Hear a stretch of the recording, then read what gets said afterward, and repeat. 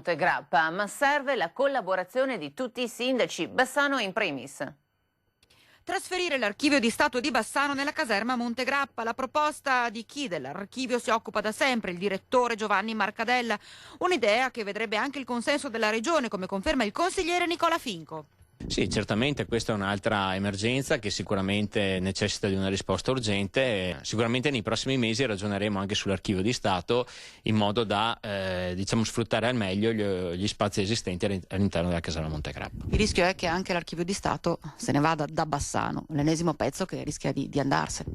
Sì, purtroppo negli ultimi anni Bassano ha perso moltissimi pezzi, però è un territorio che è ancora molto forte, ancora molte potenzialità, quindi il dovere della politica non solamente nazionale ma anche locale sarà veramente di far squadra per preservare quei servizi che hanno permesso a questo territorio di crescere e sicuramente saranno necessari per lo sviluppo anche in futuro.